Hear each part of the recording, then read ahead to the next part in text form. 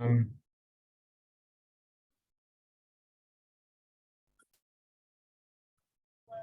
um, so public comment? Is there anything with that? We don't have any. Okay. Um, approval of the minutes from April 12th.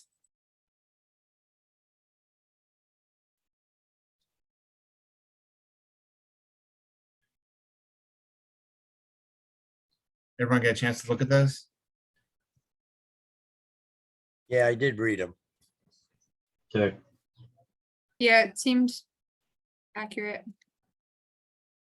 okay, I'll make the motion that we accept them as read then.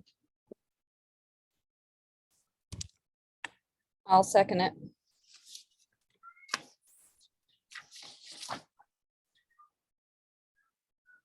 All right. The Animal Control Agency report.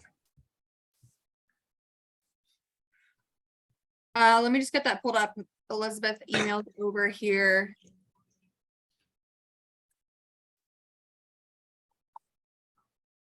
Give me 1 second.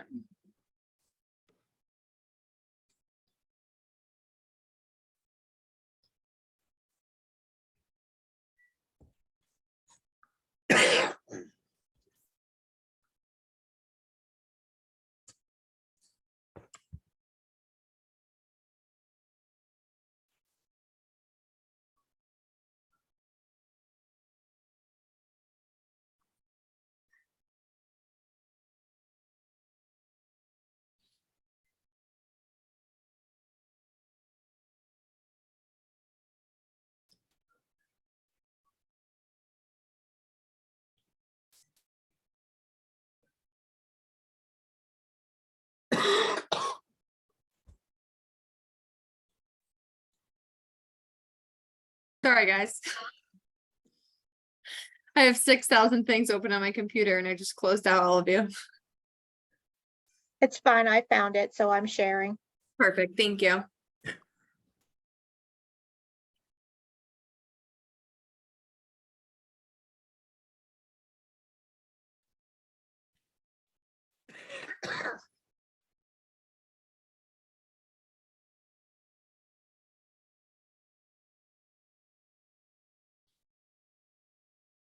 Don't know if there was anything specific you wanted to go over. Or Is this, just- it looks like these are oh, it is everything, okay.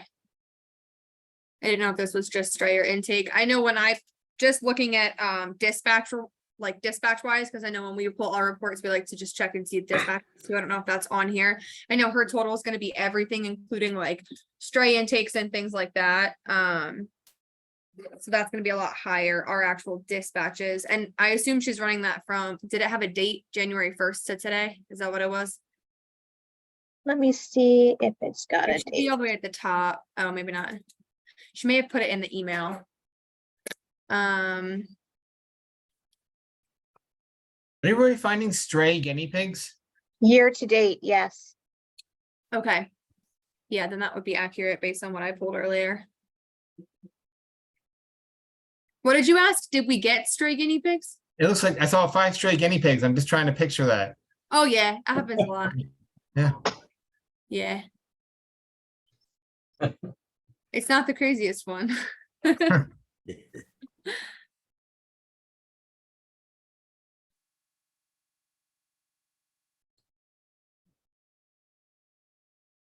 Yeah, then that would be pretty, that would be accurate, adding in all the strays. I had run dispatch wise and got 462 as far as like dispatches for us for complaints. So in adding strays in, that'd be pretty accurate for the year so far.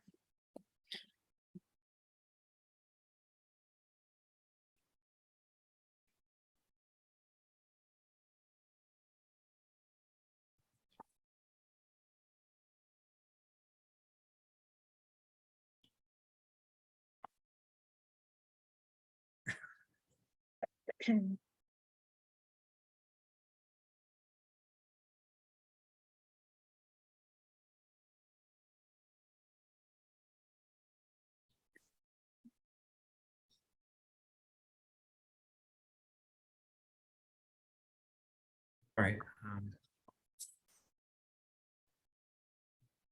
Do we want to go over that, or what is our thought process? Any questions about the report? I don't have anything else to add to it. I saw on the something, I think you sent it, Michelle, how you guys are overwhelmed right now, it sounds like. We are, yeah, I mean, with the way that the intake has been, and unfortunately not being able to move things through the system with illness, we've just been pretty inundated right now.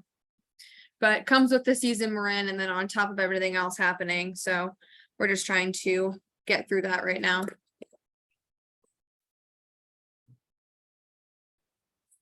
But they That- keep coming in. They keep coming in. Yeah, that never stops. Yeah.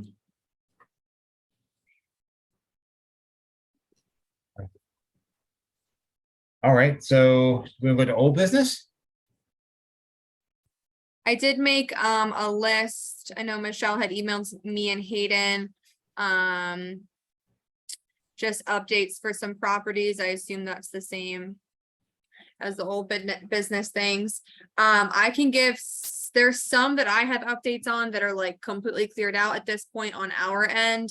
And there's quite a few that we had forwarded over to codes for either like further action or like more clarification if we weren't able to get access to the property. So I see we still have the 936 North 5th Street on here. I don't know if there was any other action from codes on that one yet, but as far as we go, we have nothing else from that property, as I think that was the same as our last meeting as well. I don't know if codes was able to get in contact with them though.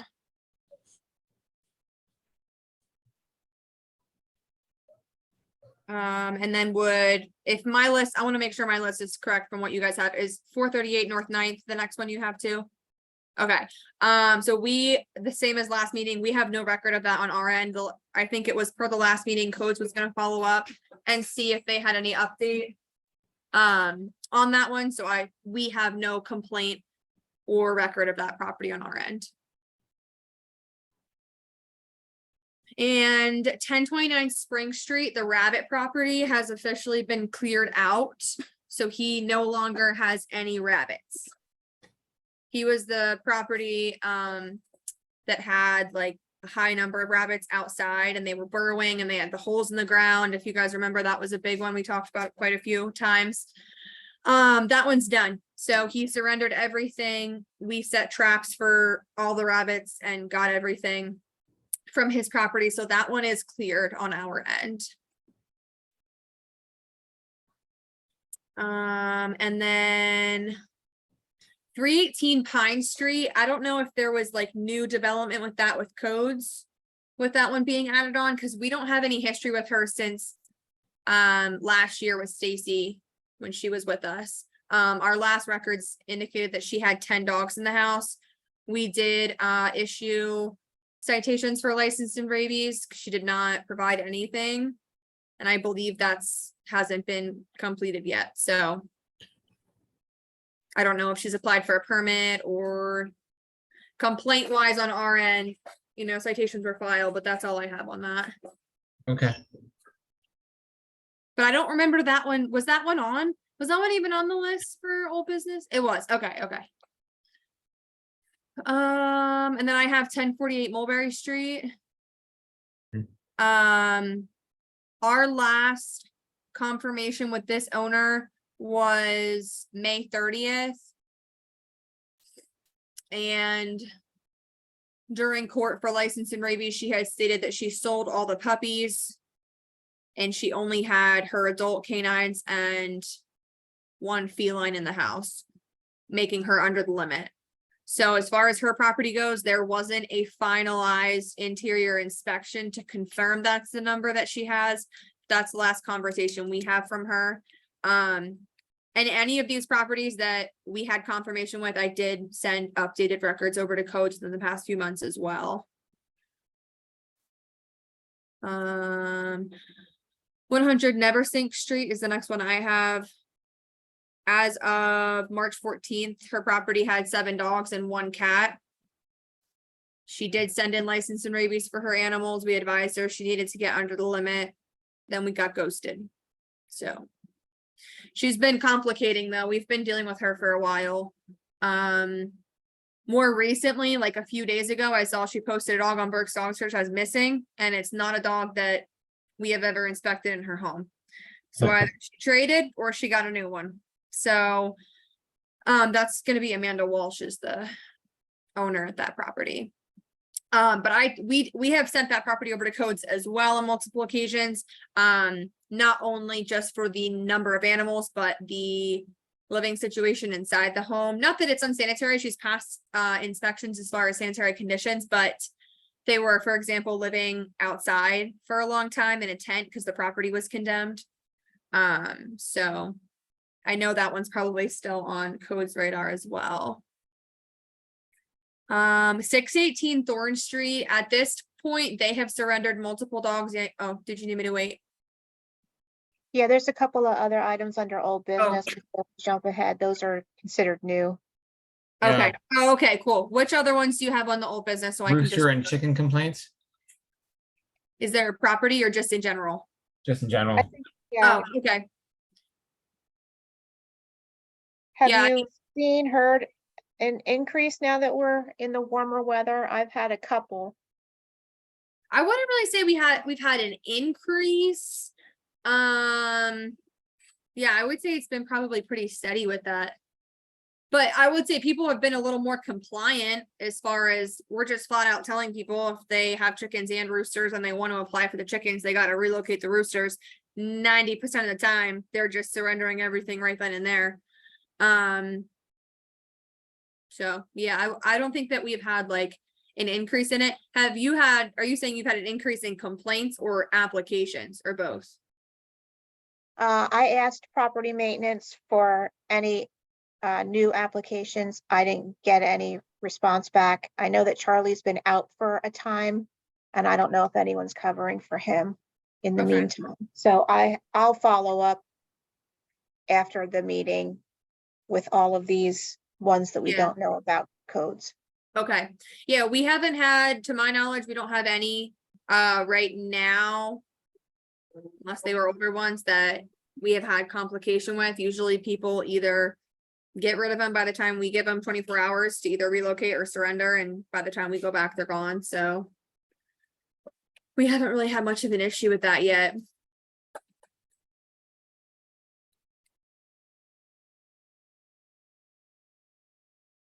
The next thing was the animal ordinance amendment, and that was something that Hayden was working on. Mm-hmm. Do you have any updates from him on that? He did not discuss that with me at all, so I would have to revert back to him and I can ask him to send out an update if that's needed. I have not heard anything. Was this regarding, what was it that he was working on specifically? He was looking at, last month, we talked about assigning a point system instead of using the Yes. 6 dogs and cats. Mhm. And he was gonna do a little bit more research on that and get back to us. I've not heard Okay. him, so.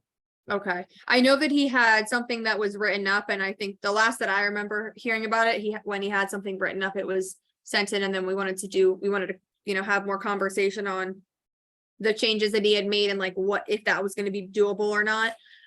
So I'll have to just check and see with him if he was able to have those conversations with whoever he wanted to touch base with. All right, thank you. I know as far as on that topic, it came into the confusion that the public would have as far as the point system.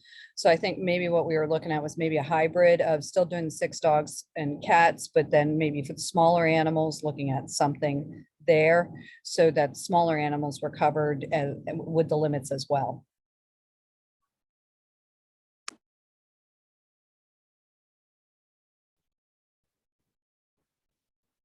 I'll put a note here so I don't forget to circle back with him on that.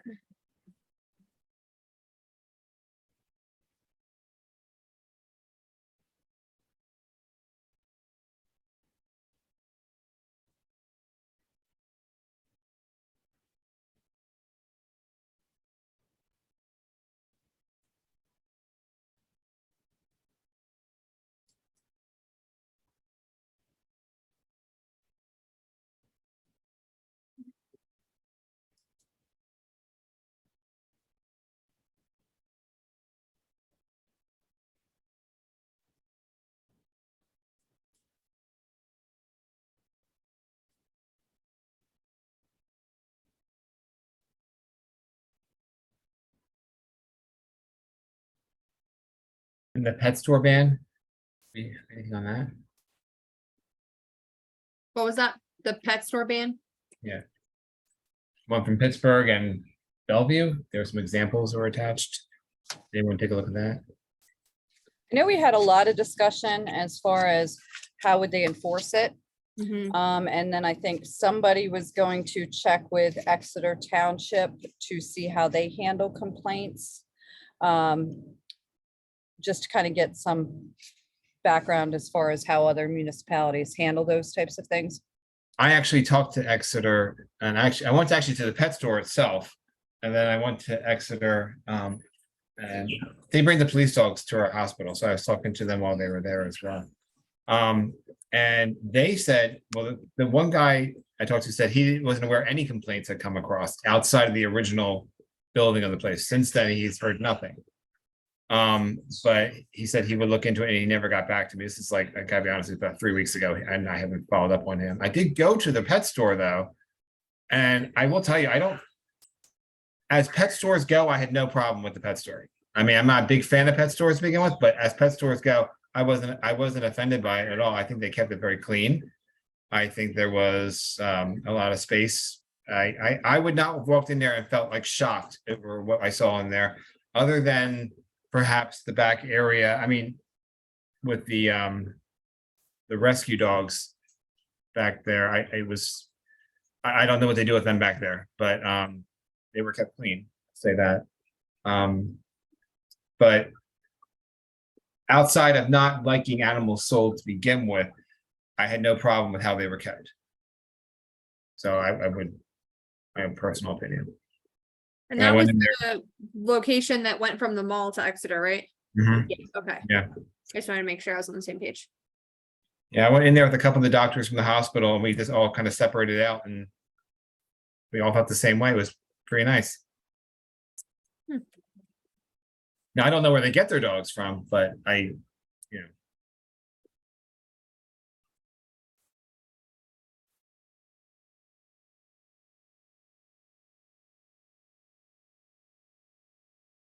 So like at this point, just out of curiosity, is there a pet store that is trying to open in Reading? Or it's just conversation on, is that something that we would allow or not allow? Right, I think what it was is, sorry, go ahead, Michelle. we had a citizen reach out to city council. And so generally, when there's a board like this, we ask you all to review it before it gets to them so that you have a Yeah. recommendation. So that's how it fell in this arena. So And I think it came down to, I think that letter was because of this pet store opening in Exeter and so many people being up in arms about it.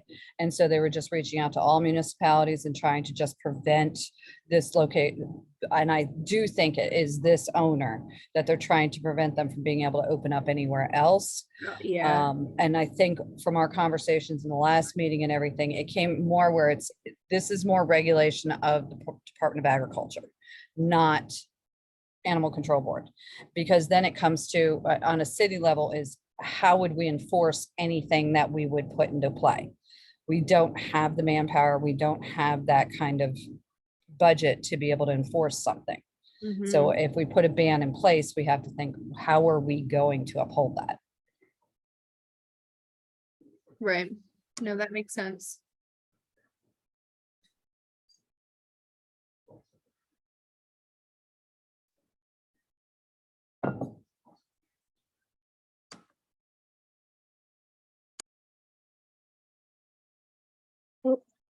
Anna, you've muted.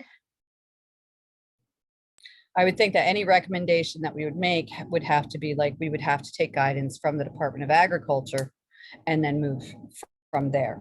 You know, they would be the ones primary in coming up with any guidelines.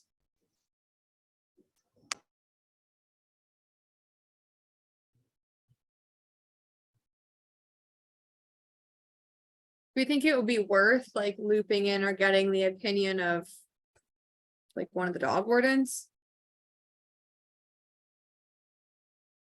So I assume she's who's inspecting the Exeter one.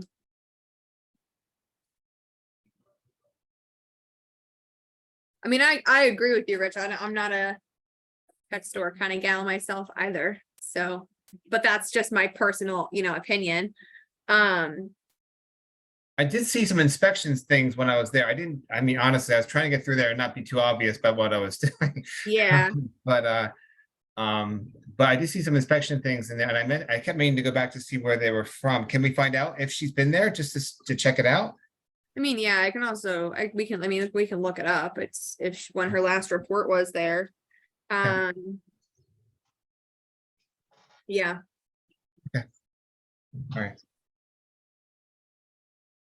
And I will check back again with Exeter to find out. I mean, I didn't check back after the first time what they are doing to check to handle this. yeah. I mean, at this point, we haven't gotten any complaints. I mean, No. when they were over in Y Missing, we were getting complaints left and right. Okay. When they were in the mall. Typically, when we got complaints for when they were in the mall, I would reach out to their vet and confirm like, hey, have you already seen this? Because most of the time the complaints we would get were a dog is in one of its cages and it looks sick, or it's, sleeping too much, or it's in a cage and it's a pet store. So they're going to be in a cage. And so I would just reach out to the vet directly before we'd make contact in person. Because if it was an animal that had already been seen and every single time that happened, he had just been there or he was planning to go there the next day, they were very responsive as far as making sure that if there was an animal that was showing any kind of symptoms, it was pulled from the floor once it was noticed, and then the vet was out within 24 hours or had already been there before somebody called us. So, Okay. I mean, and when we did have to go to the mall to do, if there was something where the vet was like, oh, they didn't call me about that one yet, or this might be concerning, everything would check out. And they were always really pretty transparent with us. They would let us in the back to look at whatever we wanted. I mean, we never really had any issues with working with them. But yeah, I can, it doesn't hurt. I mean, I can always reach out to Lisa and just see, hey, since they've moved to this new location, Mhm. maybe they're changing their ways a little bit. I don't know. We can always touch base on that side of it. Okay, wonderful. Thank you. Yeah.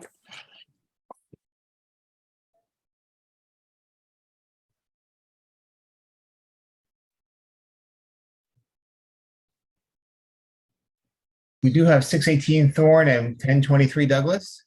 Yeah. All right.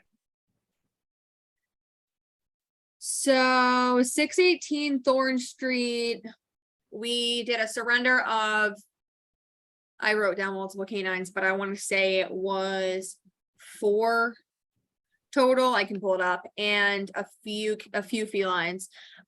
So based on conversation with the owners and the numbers of what I could see just walking in their front door on my very first visit, they would be under the limit, although they did not allow in full inspection of their property.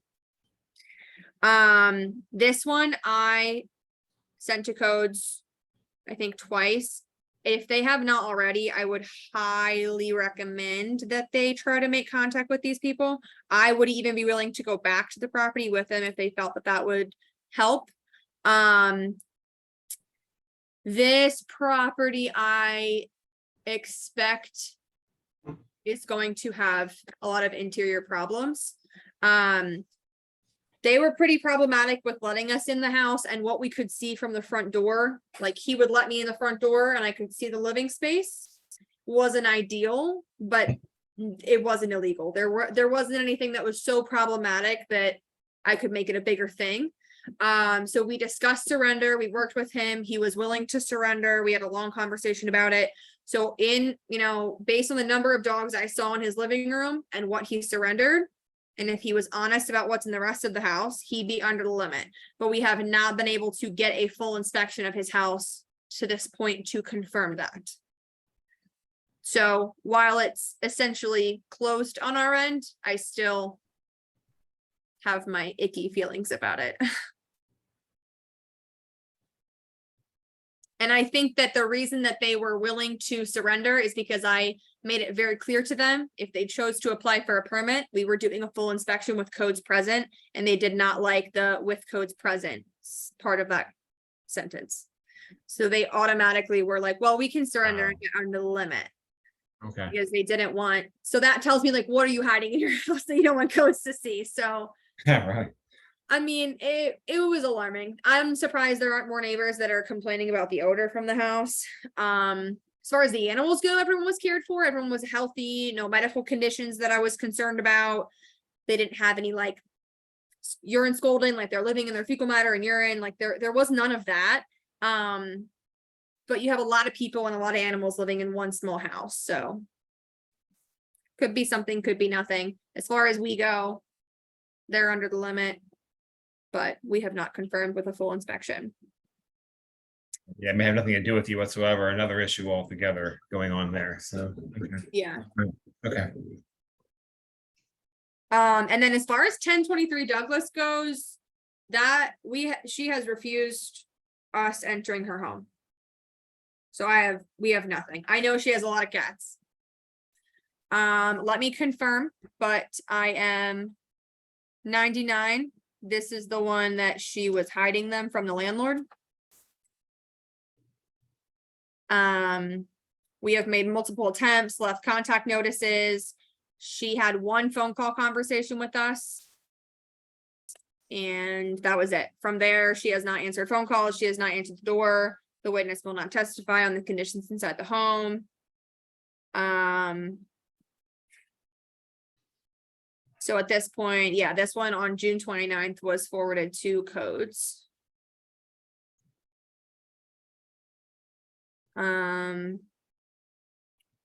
Yeah, that's the same one. So we're expecting close to 12 cats in the house based on what the property owner observed during her last inspection of the apartment. So at this point, based on what we have, she would be over the limit, but she won't let us in or call us back. So, Okay, and I don't remember if I had put this one in my email to you, Michelle, with my list of properties or not, but it would have been 1613 North 9th Street. If I did, I can't remember. You did not, but I'll add it to the list. Okay, that one originally was 9 dogs and 2 cats. At this point, she was adamant on applying for a permit. I advised her the way her house was, she would not get approved for a permit. I was very confident in that. We eventually agreed on surrender, so she is down to 6. We did complete an interior inspection of her property on July 15th. And cleared her whole house, so she is down to 6. I know there were a lot of people who called into us that also stated they were calling into codes or whoever else, so I just wanted to put that one out there in case there are further calls about it. At this point, based on the records we have and what she's signed over, she is under the limit. Okay. I'm just seeing if I had any other ones open right now.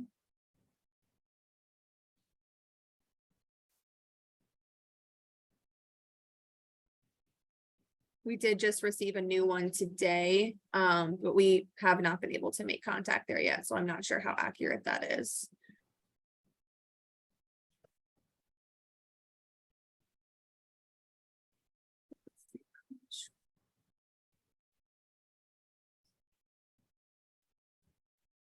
Yeah, I can always circle back with you guys if that one ends up being problematic after we make contact.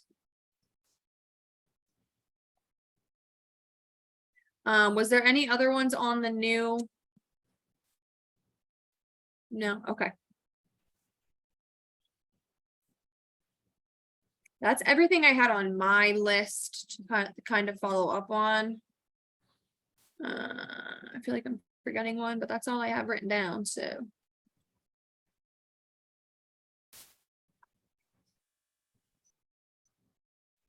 Most of the ones we've been getting in recently, we've been able to work with the people, which has been good, and people are willing to surrender. And unfortunately, most of the time, the reason they are in the situation they're in is because they've been trying to surrender and no one can take them in.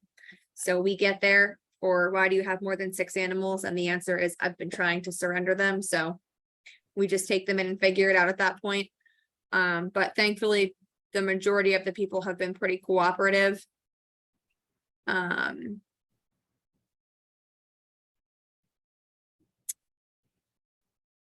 So yeah, what we've been really doing, like what we're trying to do at least right now with these kind of properties, is advising people that once, if they are going to work with us and surrender versus applying for a permit, no matter what, it's gonna end with an inspection from at least one of us, a full home inspection. So with the exception of those few properties that won't let us complete that or just completely don't answer us, most of the time people are okay with us doing a walkthrough. And if we see anything that's additionally like alarming, I don't think there's anything at this point with that one property I mentioned on North 9th that would have to go over to codes. But, you know, if we have a property that we do an inspection with and clear it of the animals, but there's still other concerns, we'll just send it over their way.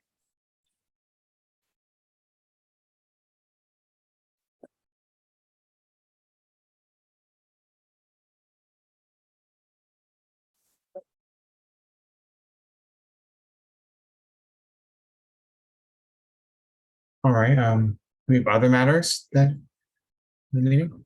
I have one thing which I might need to just circle back with codes on as well. We had a question come through, well, multiple questions come through on our Facebook regarding the ordinance on feeding cats. I know we've discussed this in the past. But we've been getting a lot of questions as far as people getting cited for feeding. I am going to assume that that is probably under sanitation. Because I had gone through the ordinance earlier this morning, trying to figure out how we could, you know, respond to those questions appropriately, but I didn't find any language specifically about not able to feed completely. And I felt like in the past, it was allowed during the day, but pulled dusk to dawn. But the question we're getting from the public is people are getting cited for, allegedly, for feeding feral cats.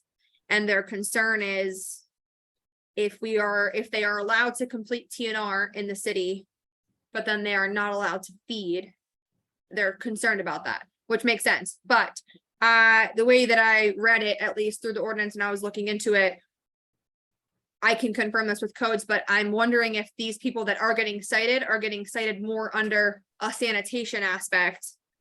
Because the way that it was worded was if the food is left out and attracts flies and things like that, that would be one whole thing. And then as well as properties that have big feral colonies they're caring for, they're also defecating on those properties. So there's that sanitation side. So I didn't know if they were getting more reprimanded for the sanitation side of it and taking it as feeding, or if something had changed that wasn't put in yet that is banning feeding completely.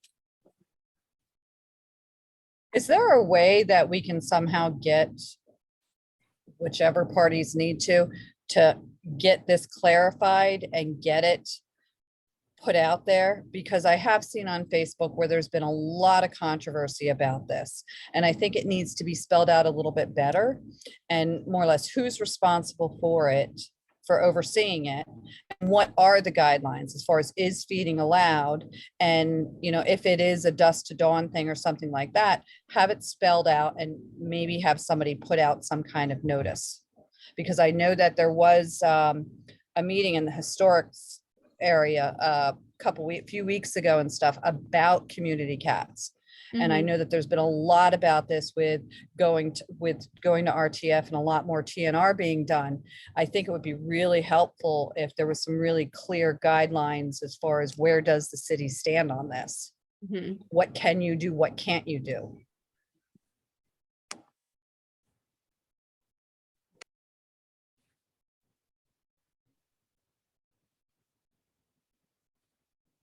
And I think, I mean, I would assume it's codes that's been issuing them. So I definitely think it's smart that I can, you know, that's one thing I had on my list of things I wanted to kind of touch base with them on. Whenever we can get, you know, a meeting together. Because at least when I was reading through everything, I couldn't find anything in here. I would assume it would have been under like the caring for animals section, or I think it's somewhere in the property maintenance code. I can do a little bit of research in that tomorrow and then Even send an think email out to everybody after I get that done. Okay, I just looked through the animal section too, and it's not specified in there, so I think Okay. it's somewhere else with Okay. property maintenance. yeah, I didn't think about checking there. I just looked through the animal section as well. Yeah, as long as we, as long as we can just have what it actually states so that we're giving out the right information. And obviously if people are getting cited under the sanitation, that's completely different. That's, you know, you can feed the colony and make sure that you're keeping your area sanitized, like not a disaster. So if that's what they're getting cited under, it would be completely different. But with how many people have sent in messages and concerns about it, I just wanted to confirm that it was not something else that was going on. Especially with the TNR. I know we had, the one message this morning was about like the city offering TNR vouchers, but then citing for feeding and people didn't know what to do. So yeah, we can, I did tell our communications team that I would maybe have I wouldn't have an answer right now on how to respond. So they're going to hold off on responding to those until we can figure out the best way to word it to everybody. And I know that's been a big issue. It doesn't matter with what you get cited for or anything else, but finding out what can you do to prevent, you know, what are the guidelines and what can you do to prevent getting citations? Because Right. when you contact somebody to find out more information, a lot of times, you know, they're overworked and they're not giving a whole lot of information. It's not until you go up the ladder and start asking more and more questions until you actually get the information you need. Because we have a lot of people who want to be able to feed, but they want to do it within what the guidelines are. And Right. without having those clear guidelines, it makes it very difficult.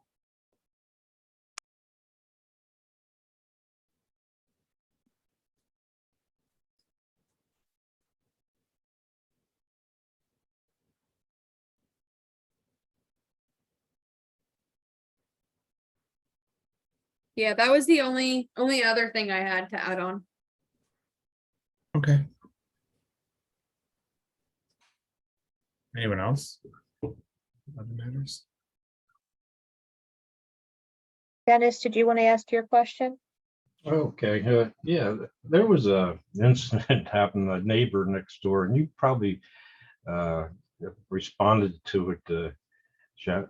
Anyways, at 1520 North 10th, they had gotten evicted. The place has been a travesty for a long time, but they took their dog and tied it to a tree down at the corner of 10th and Amity. Just left abandoned it. And I think he was responding and got the dog, but it was posted on Facebook or online here in this, I guess, the city website for the Northeast section. And it appalled me to, you know, that he did that in the first place. I don't know how much information you have on these individuals that did this. They supposedly moved like 45 minutes away, but I do have their contact. I mean, not their new address, but I have their names. I know the name of the dog. I know the dog itself was named. Is it Kiara Thomas? Yep. Okay. So what you basically, the name of the dog was, it was an Akita breed, pretty dog. Correct. They didn't Yeah, we take- have it.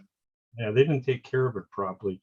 But I don't know how much, if you have their contact information to basically, I think they should have been fined or something, but the Rachel Tate, which is the mother of the, in fact, probably the dog would have been in her name because her significant other or boyfriend at the time, he had passed away from a drug overdose, and it was his dog. So, but the daughter itself, Tara Thomas, is the one that literally, and her boyfriend, he had a couple names, but his was Junie Perez or Ezequiel Rios. But I mean, there's supposedly he has two. I don't know why he has two names, but they were both on probation. Whether or not you could find out information through their probation officers or not, as far as, you know, going after them or not. I also have the license plate number of the one vehicle, if that would help. But That was my concern with it. If, if there's something I could give you that might help, Mhm. as far as like, because it's appalling to me that somebody would do that, and it would just, they post it and they get away with it. Other people are gonna be Yeah, doing it. absolutely. I mean, it's gonna So- create. We got a few calls after this dog came in, as a stray, of neighbors stating that they recognized the dog and thought the owner had placed it on the corner. Although everything that we had gotten was speculation, no one could confirm really any of it, no one witnessed any of it. It was all hearsay through people, so it wasn't really anything that was actionable. It was I posted would online. definitely suggest emailing over anything that you have. I mean, it doesn't hurt to put it in the dog's record. I know that the placement team was going to attempt contact again with the caller stating it was a stray, to have conversation as far as ownership, just to see what her story, if her story would change, and more information on the dog and replace it. So I'd have to pull up, the records on the dog individually, but I know as far as it goes on our end, anyone who had called in, we did not have anyone. I mean, if I pick up a dog as a stray and I have people call in and say it's this neighbor's dog, but no one will testify that it's their dog, or testify that they saw the person tie it out, or have video of the person tying it out, it's speculation at that point. So it makes it a little complicating. Well, But I if I- will gladly take anything that you have and we can look into it and see, what, if Well, that can help. Yeah, the bar at the corner, Jake, their cameras, that their videos were posted with them doing this. Oh, okay. I can give We didn't you, receive that, so, I can give you video of when it was at the house and even in front of my house, because I have cameras all over my house and have them on it. I mean, and the dog, like I said, I know the dog's history pretty much. And yeah, I what- mean, absolutely. If you, whatever you have, and if you're obviously, willing to testify, then I would email everything that you have over to us. Absolutely, we can look into it more. Yeah, I'd be rightfully willing to testify as far as that it was their dog and what they did.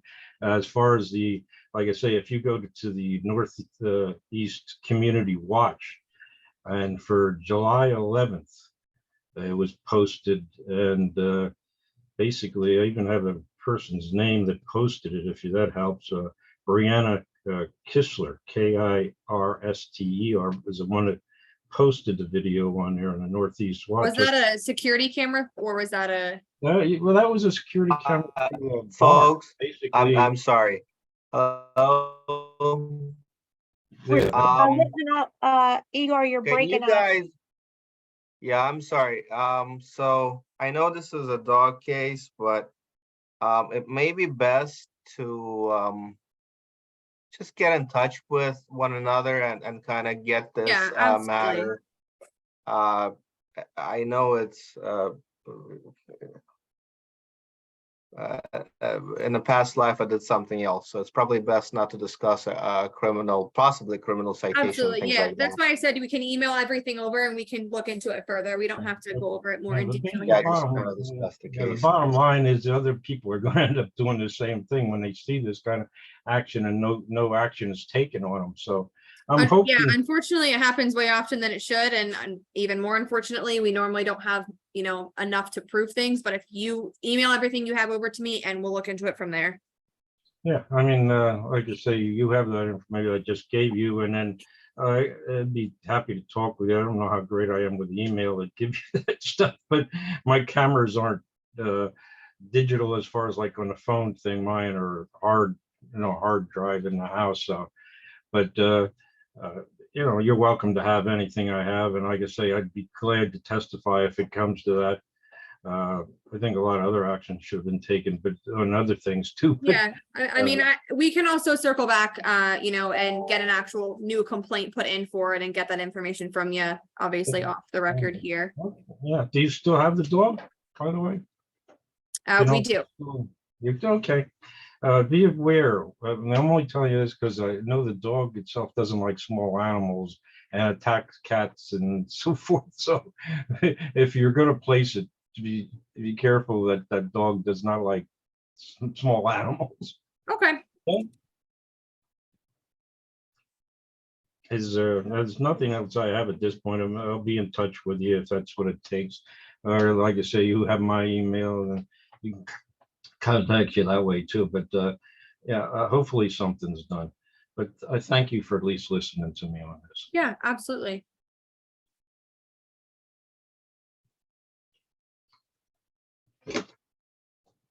All right, any other matters? From anybody? Nothing else going on? Need a motion to adjourn? Do you want to pick a next meeting soon, before we adjourn? I like when you poll personally, 'cause it's closer to the date. Poll when it's, okay, so Savannah, Hayden, let me know when you have something. And then I'll poll. Okay, sounds good. Okay, I'll make a motion to adjourn then. All right, I'll second. Thank you, everybody. Thanks, Thank guys. you. Have a Night. good weekend. Nice seeing everybody. See you, Harry. Bye. Yeah, Rich.